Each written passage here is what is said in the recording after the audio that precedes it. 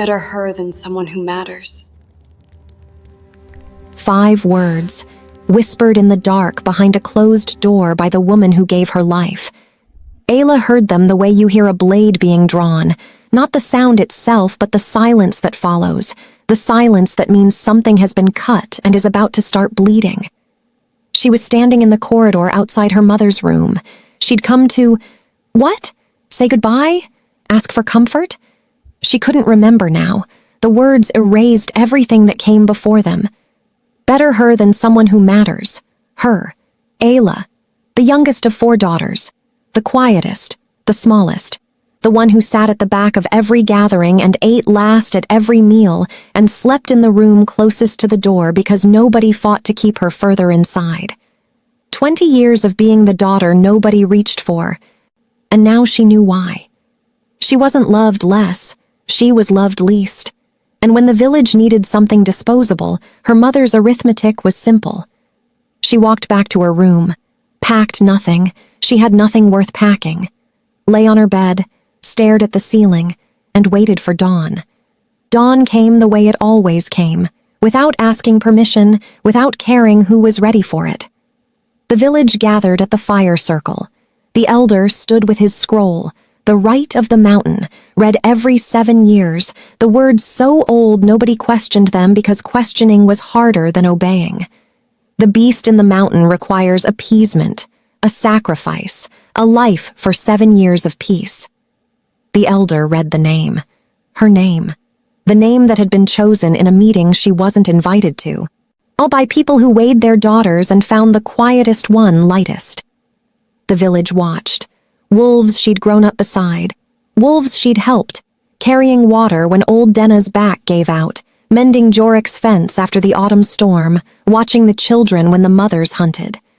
Small tasks, invisible tasks, the work of a girl who earned her place through usefulness and never once was thanked for it.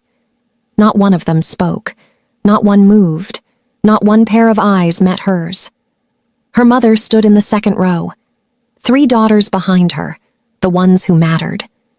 Her expression was arranged into something that looked like sorrow but was built on relief. The architecture of a woman who had solved a problem and was already moving on. Ayla's youngest sister, Petra, 14, the only one who ever shared her blanket without being asked, was crying. Silently. Tears running down a face that hadn't learned yet how to hide what it felt. Ayla looked at her, held her eyes, tried to put something into the look, not goodbye, something harder. Don't become like them. Don't learn this. Stay the kind of person who cries. They chained her at the fire circle, iron shackles, old, rusted, sized for wrists larger than hers. They hung loose on her bones. Even the chains said it. You are less than what we expected. 2 warriors walked her up the mountain path. The village watched from below. Nobody followed past the tree line. Nobody had ever followed past the tree line. They staked the chains into the rock at the mouth of a cave so dark it looked like a wound in the mountain. The warriors' hands were shaking, not from cold, from fear. They were afraid of the dark, afraid of what breathed inside it. They left, fast, didn't look back. The sound of their footsteps fading down the mountain was the sound of the last connection between Ayla and the world that raised her being severed. She stood at the cave mouth, chained, alone.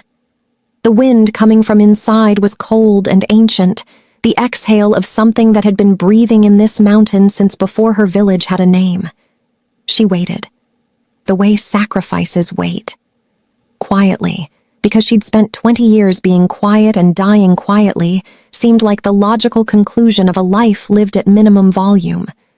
An hour passed. 2. The sun moved, the shadows shifted. Nothing came. She looked at the chains, rusted, old, the shackles loose on her small wrists. She worked her right hand free. It took 3 minutes of twisting, the rust scraping her skin raw, blood making her wrist slick enough to slide through, then the left, easier. Her hands were small. The thing that made her expendable saved her. She stood unchained at the mouth of the cave. Behind her, the path down, the village, The mother who said better her. The life that was never really a life. She didn't go back. She turned and walked into the dark. Not because she was brave, because there was nothing behind her worth returning to. The cave couldn't be worse than the people who put her here. She went deeper.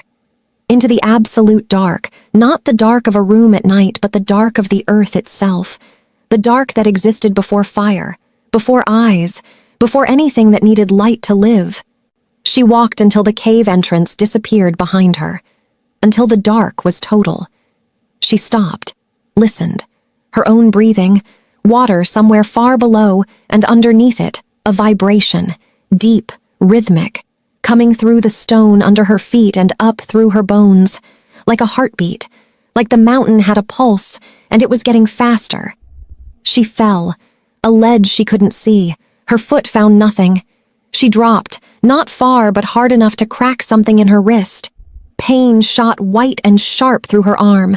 She lay on the cave floor, broken, lost, the darkest dark she'd ever known pressing against her skin. This was it. Not the dramatic sacrifice her village imagined, torn apart by a beast. Just a girl alone in the dark with a broken wrist, dying slowly because she walked into a hole nobody bothered to map. Then, light. Not firelight, not sunlight. Eyes. Silver eyes opening in the darkness like moons rising from beneath black water. Not gold, not the wolf eye color she knew from her village, from every wolf she'd ever met. Silver. Liquid. Ancient. Watching her from 15 feet away with an intelligence that didn't belong to an animal and a sadness that didn't belong to a monster. She stopped breathing. The eyes didn't blink. They studied her the way you study a word you haven't read in so long you've forgotten what it means, but you recognize the shape of it. She waited for the killing blow, the jaws, the claws, whatever ended a sacrifice in the dark.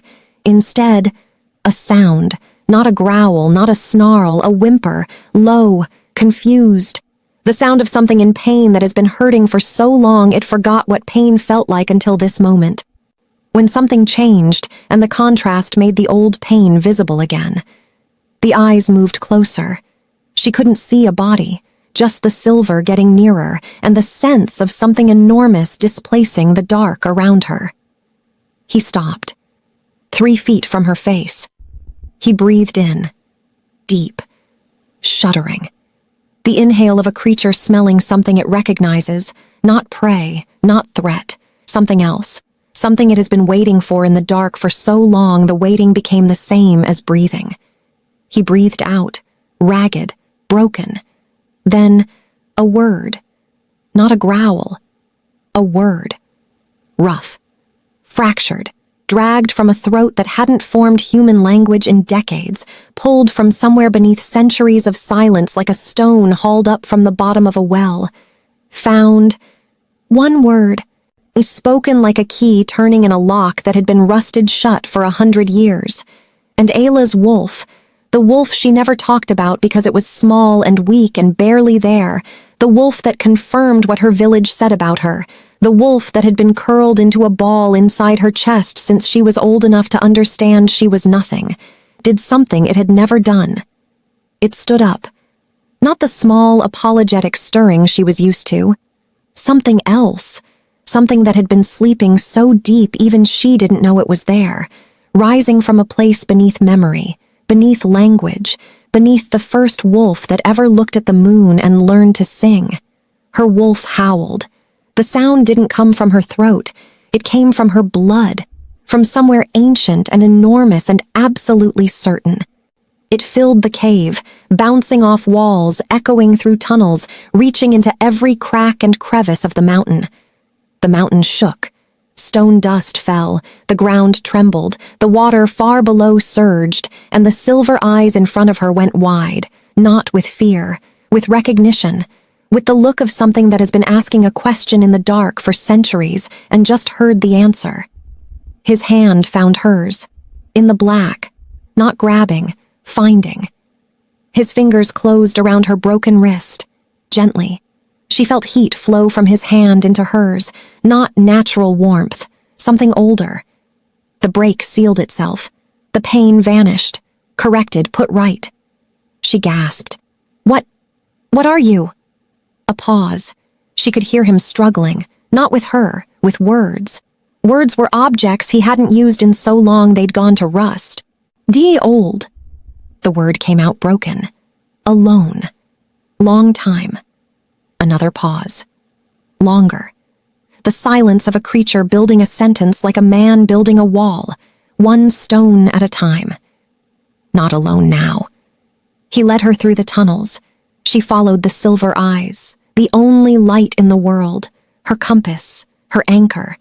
The darkness pressed against every side, but those eyes cut through it like the moon cuts through clouds. They reached a cavern.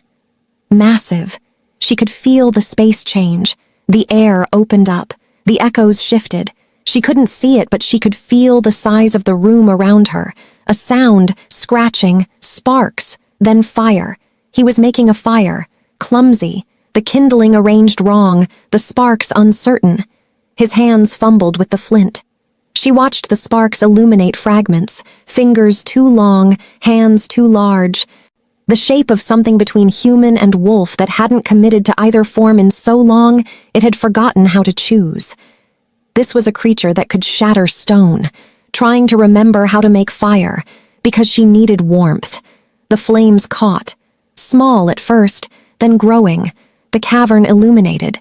She saw the walls and stopped breathing. Marks, scratched into the stone, lines, groups of 7, hundreds of groups, thousands. Each group represented a cycle, 7 years between sacrifices. He'd been counting. Every 7 years a person appeared at his cave in chains. He let them go. They ran. He scratched 7 more lines into the wall and waited. Centuries. Centuries of 7-line groups. Centuries of letting people go and watching them run and counting the years until the next one came and ran too. The walls were his calendar of loneliness. "You let them all go," she whispered. "Every sacrifice. Everyone." His voice was still rough, words coming back slowly, like water finding its way through dry channels. Opened the chains. They ran. Always ran. And they never came back. Never. And the village thought you killed them. He didn't answer, because he'd never understood it. He let them go. They ran. They survived. And 7 years later, another one appeared in chains, the cycle repeating, the lie sustaining itself because nobody went up the mountain to check, and nobody who came down ever went back to the village. She looked at the marks, at the centuries of solitude scratched into stone, at the fire he'd made, badly, beautifully, because she needed it. "Don't hide from the light," she said. He had been turning away, flinching from the fire's reach, from being seen. "Don't! I've spent my whole life hiding. I know what it looks like." She held his gaze, the silver eyes reflecting the flame. "Don't do it." He turned back, slowly, faced the fire, faced her, and she saw not a monster, not the beast in the mountain, something between shapes. A man buried under centuries of solitude, layers of wolf, the accumulated weight of being the thing that everything fears. But underneath, a person. Damaged the way only ancient things are damaged, massive but fragile, a cliff face, powerful but the erosion has been working for so long that the wrong vibration could bring everything down. "You're not what they said," she whispered. "What did they say?" "That you were a monster." He looked at the tally marks. The centuries. The loneliness. "Maybe I am." "Monsters don't make fires for strangers." His mouth did something strange, a twitch, the ghost of a shape his face used to know. "Not stranger," he said. "Found." He led her deeper the next day, past the fire cavern, through tunnels that narrowed and widened, past underground rivers that glowed, bioluminescent moss on the banks, casting everything in pale green blue, past formations that looked carved, not natural, ancient architecture from before pack law, before territories. They reached a chamber. The walls were covered in paintings. Ancient. Wolves, but not wolves as she knew them. Lichens, the originals. larger, more powerful, existing in a world before fear. One figure recurring, a female.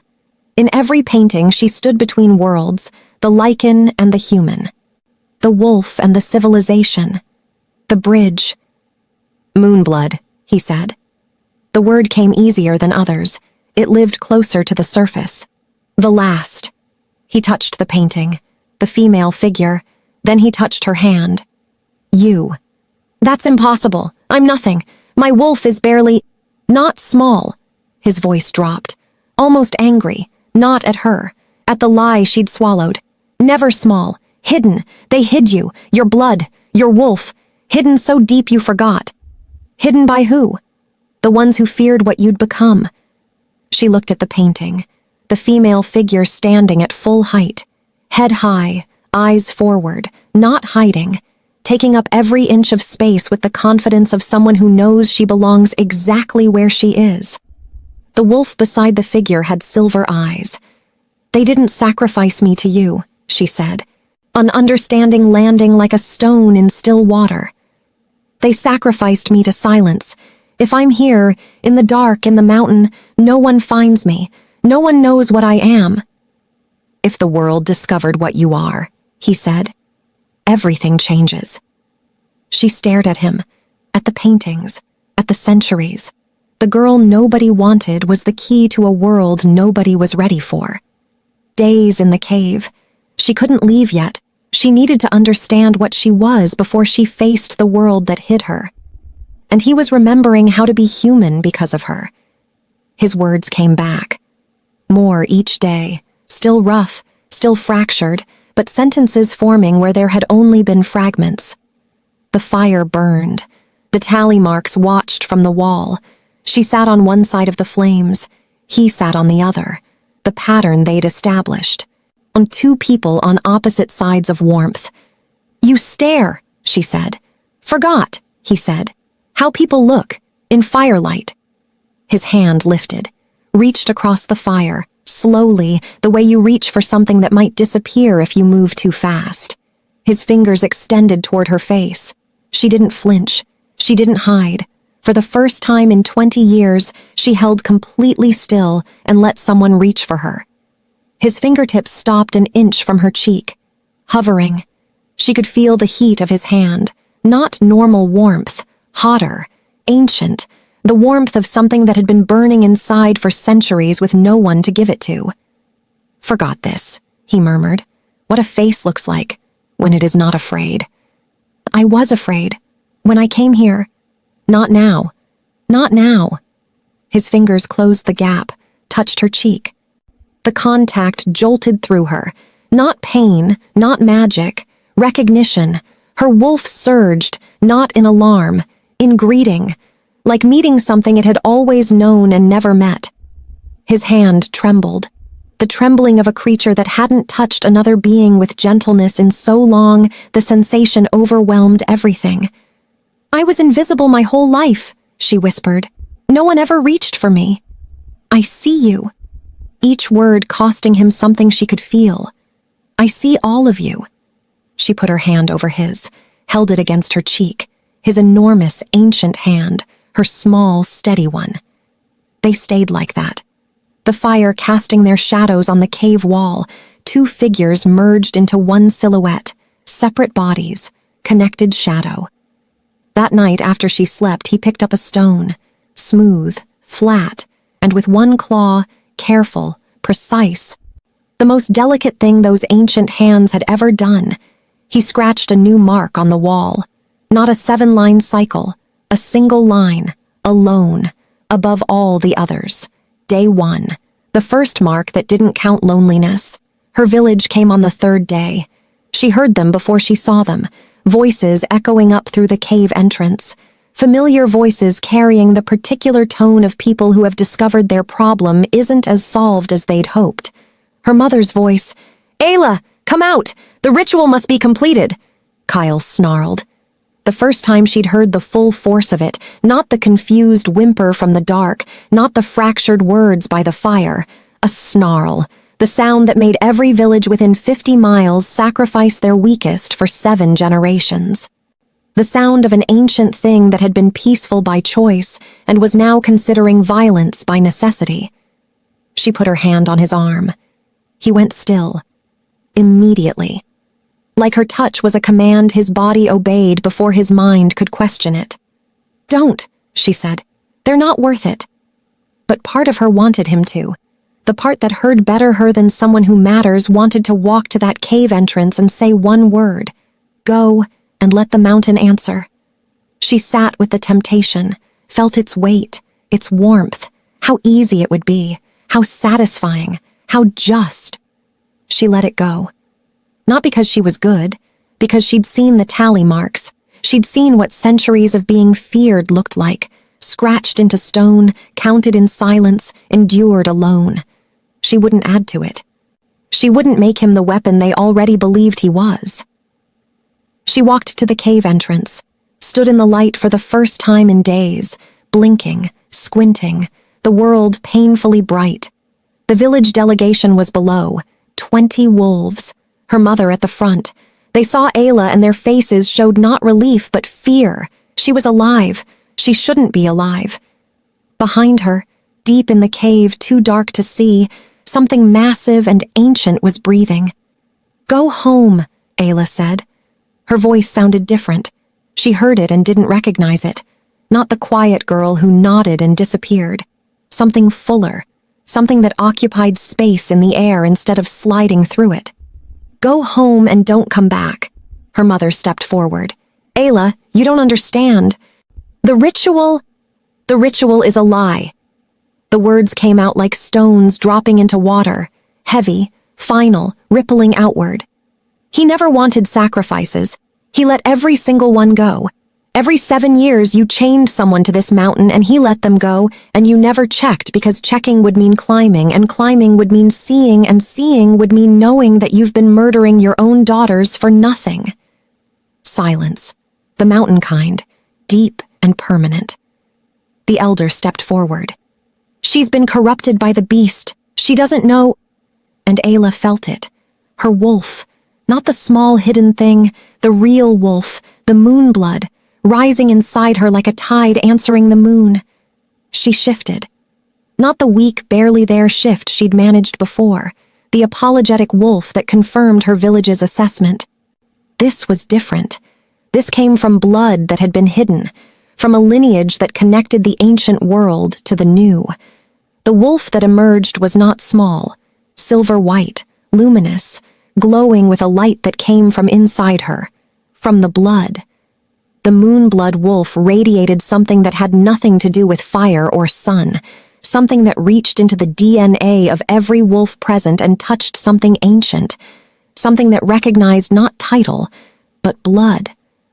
The village wolves dropped to their knees, one by one, then all at once, not from fear, from recognition, the kind that bypasses the brain and goes straight to the marrow, her mother. On her knees, looking up at the daughter she'd weighed and found lightest. Ayla shifted back, stood in the cave entrance, human, barefoot, small, the girl nobody wanted. But behind her, the ancient lichen, silver eyes blazing in the dark, and inside her, the wolf that shook the mountain.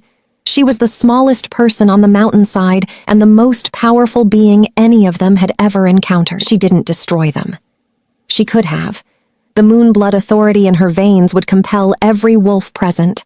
Kyle would follow her will. She could dismantle the village, exile her mother, punish every person who stood silent when they chained her.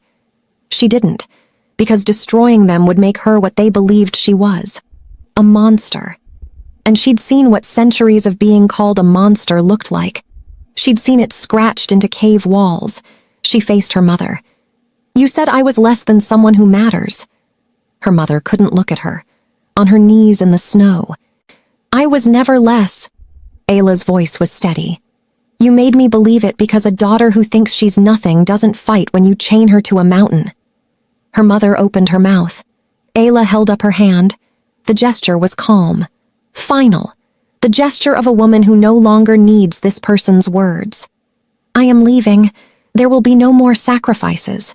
There never needed to be any." She turned to the elder. You knew. You knew he wasn't killing them. The elder's silence was louder than any confession. Your pack will deal with you, she said. That's not my burden anymore. She turned her back on her village, on her mother, on the life that was never a life, just a waiting room for a sacrifice. Kyle was behind her, silver eyes in the shadow of the cave. She walked toward him. Night, the cave, the fire, the tally marks, and the new mark, day 1, then day 2, then day 3. She sat beside him now, not across the fire, beside. She'd chosen to close the distance and hadn't moved back. You waited, she said, all those centuries. Yes, for the moonblood. No, she looked at him, the fire catching the silver of his eyes. Then for what? He was quiet for a long time, the words coming. She could see him pulling them up from deep water, building the sentence stone by stone. Everyone ran, he said. Every sacrifice. I opened the chains, let them go. They ran, never came back. He looked at the tally marks. I stopped expecting anything different. I ran too. Into the dark, not away from me. He turned to her. You went deeper. Everyone else went toward the light. You walked into the dark, because the light had people in it who didn't want me, and the dark had me. Silence, the fire cracking, the mountain breathing around them. I wasn't waiting for a prophecy, he said. The most words he'd spoken at once. She could hear the effort, the sentences costing him, each word a stone lifted and placed. Not waiting for moonblood, not waiting for magic. His hand found hers, in the firelight, his fingers closing around hers, enormous, rough, ancient, her hand small inside his, completely enclosed. Waiting for someone who wouldn't run. The words hit her chest with a force that had nothing to do with volume. He said them quietly, almost a whisper, but they were the truest words she had ever heard. She had spent 20 years being invisible. He had spent centuries being feared. Both of them alone in their own kind of dark, and the universe, or the moon, or whatever ancient thing decided these matters, had put them in the same cave. She lifted his hand, pressed his palm against her chest, over her heart. I spent 20 years being told I was nothing, she said, and you looked at me in the dark and said found. She held his hand against her heartbeat. That's enough. This is enough. He leaned forward.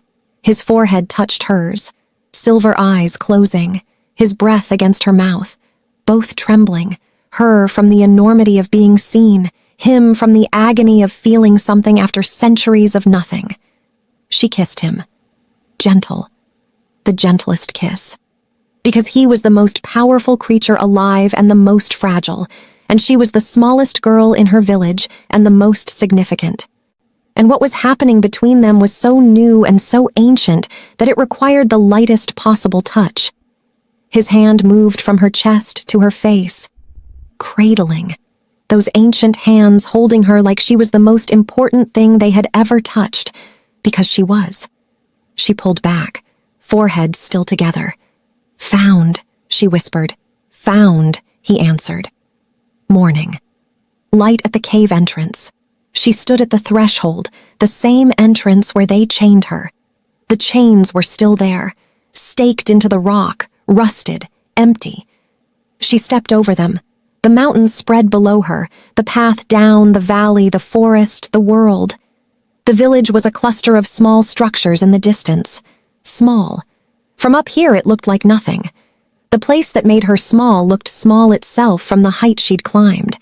He stood beside her, in the light. For the first time, his shadow stretched across the ground alongside hers, his enormous, hers small, both pointing the same direction, into the world. Where? He asked. Still a man of few words, maybe always would be. Anywhere. She breathed in, mountain air, cold, clean, the first free breath of her life.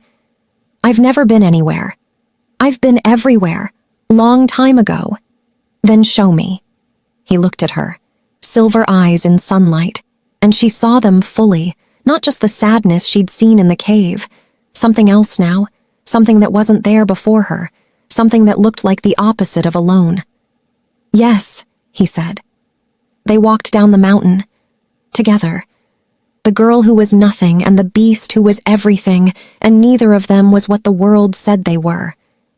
Behind them, the cave entrance stood open, the chains on the rock, the tally marks inside, centuries of 7-line cycles, and above them all a single new mark. Day 1. They chained her in the dark and called it mercy, sacrificed her to the mountain and called it tradition, told her she was nothing and called it truth. But the ancient wolf in the cave didn't see nothing. He saw the only thing worth waiting centuries for, a girl brave enough to walk into the dark instead of running from it. And the mountain that had been silent for 1,000 years finally had a reason to sing. Want more werewolf romance where the monsters aren't what they seem and the bravest thing you can do is stop hiding? Subscribe now for new stories every week. Like this video if you believe the wolves worth loving are the ones who waited in the dark. And tell me in the comments, what should I write next? A forbidden bond that shatters ancient law, a fake marriage to a charming liar, or a rejected mate who returns with a secret that changes everything?